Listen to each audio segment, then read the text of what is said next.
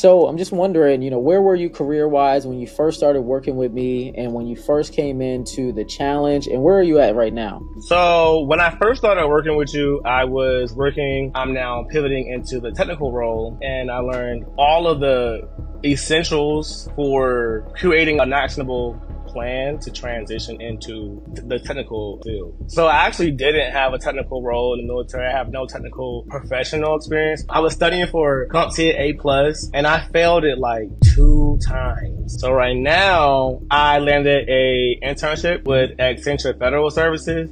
And there's a high full-time conversion rate with these government contracting companies. Hey, D'Angelo, thanks for joining me today. It's been amazing to see your growth for the past year. So I'm just wondering, where were you career-wise when you first started working with me and when you first came into the challenge, and where are you at right now? So when I first started working with you, I was working in the military, United States Army, and I was trying to figure out like what I was going to do for my transition. I had some questions about what pathway as far as like government or public, or I didn't really know which direction. But I was just pretty much in supply chain management and logistics in the Army. And I'm now pivoting into the technical role. So I wanted to, hear from an SME, and you were offering your GovTech seminar. And I learned all of the essentials for creating an actionable plan to transition into the technical field. Yeah, definitely. So what are you doing right now that, you're on your way out the military? What are you doing right now? So right now, I landed a internship pretty much with Accenture Federal Services. And there's a high full-time conversion rate with these government contracting companies. So right now I am a data annotator, and I'm under program management operations. And I am a part of this initiative of building a data annotation tool. Yeah, I love it. And I'm learning so much. I am the cloud SME on the team, and I am honing in skills every single day. Nice. So those skills that you're honing in, like, did they come from military, or, how did you end up getting this position? Did you have a technical role in the military before you switched over? So I actually didn't have a technical role in the military. I have no technical professional experience. Everything I've learned is like, I would say by trade or self-taught. I upskilled on my own, but I had to use social media to figure out like what core competencies I would actually need to enter into any particular field. But really the one I wanted to enter into was like cloud architecture, cloud engineering, whatever. And I was just studying every single day on my own, even while I was in supply chain management and logistics in the Army. And then I was preparing for tests, different exams that will award me, if I pass, award me certifications that are industry level certifications and are in demand and most likely required in order to even get an entry level position in the desired field. But for me, it would be the cloud field. So for you to get this technical role with Accenture Federal Services, did you have any tech certifications, or, how did you end up getting it? So I didn't have any tech certifications. I just was like very transparent on my LinkedIn profile. I made sure that I was communicating all of my experience, all of my intentions, my plan. I didn't want to overshare, but I also didn't want to undershare. So I made sure that I indicated which certifications I was studying for and that I was in the progress. And I just kept that as plain and simple as possible. But I also made sure that all of my previous roles and even my current roles were targeting like, or indicating quantitative achievements, also highlighting those transferable skills that are also necessary in cloud industry and the cloud role that I want to go into, at least at an entry level standpoint. And I knew that that would at least generate some triggers in the system when these recruiters are looking for, potential candidates or potential employees. Definitely. So you were telling me that you had tried to take a couple of certifications, but you weren't able to pass it, but you still were able to get this role, right? I was studying for Connct A+, and I failed it like 2 times, and I could not figure out like why. Long story short, I really needed Security Plus. That was what recruiters are looking for. I knew that going in, but yeah, I studied for Connct A+, and I didn't pass any time at all. Like I attempted and reattempted, and it wasn't even a certification that was in demand and that recruiters were actually looking for anyway.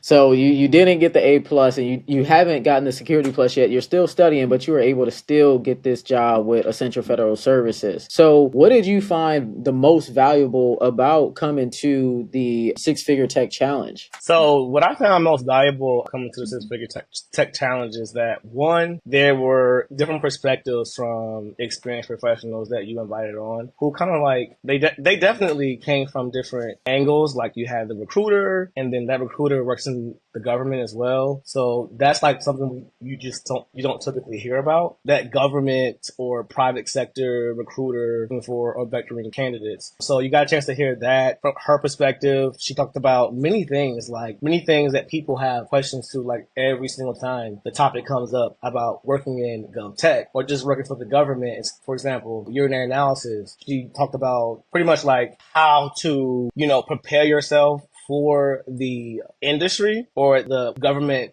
component, what to expect, and how to really like shift your mindset and your attitude toward the professional career. And she also broke down why those things were important, like urinary analysis, clearances. I mean, she went in depth, and there were many times we had questions and she just answered them. Same with you. It's like you were just available to answer all of these questions that are unanswered, and you don't typically get these, like, I would say, unique responses like you would get on the internet. You also had a guy on there who was from the finance industry, and he gave so many like essential tips about budgeting your money, how to invest your money once you make your money from working in the GovTech industry. So you could see some return on it, and you could live large. But also, I really appreciated how there was a structure in the program. Like every single day was focused on something different, and we didn't deviate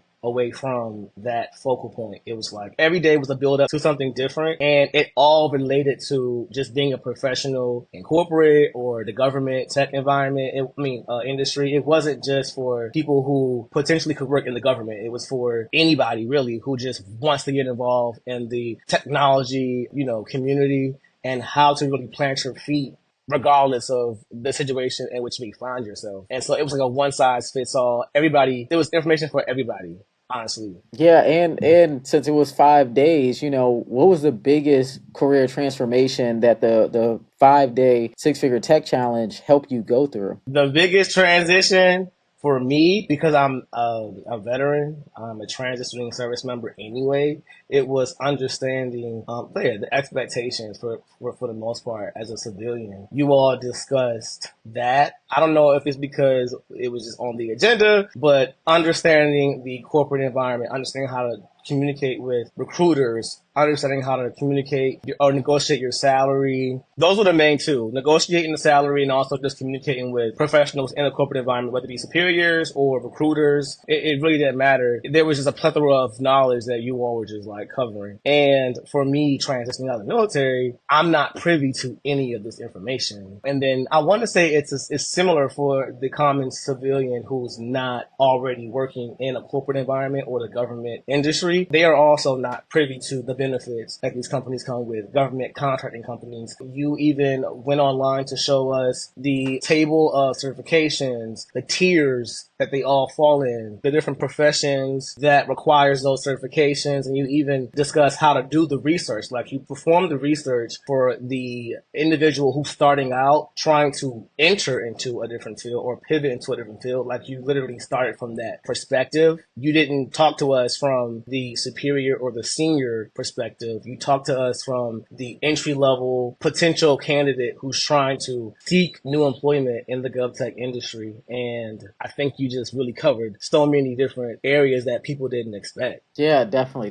Covered everything throughout those 5 days to help, make you start making progress and make you get into the industry. So what made you sign up for the 5 day Six Figure Tech Challenge in the first place? Oh, I was actually trying to like contact you to ask you some questions about government contracting. I was very confused about like 1099, and honestly, I didn't understand. So I knew on TikTok you spoke about consultation, and I'm like, all right, she's about her money. So I gotta pay. So I was like, okay, I'm fine with that. What is the cost? So I went on your page and I found your email and I'm like, yeah, she gonna respond to me. But I reached out and I asked you for your time. And then I followed up because I didn't get a response like the next day. And then someone followed me. It was a fake Symoné page. And I was Those so fake pages, man. enthusiastic. Yeah, I was motivated. I was like, yeah, she's talking to me. She's throwing out this like knowledge and there's no cost to it. I'm like, wow, she's dope. And then I found your real page. I found a link on your page and I located one of your links were advertising the GovTech seminar. And I just knew that in that seminar, I was going to be able to interact one-on-one with you.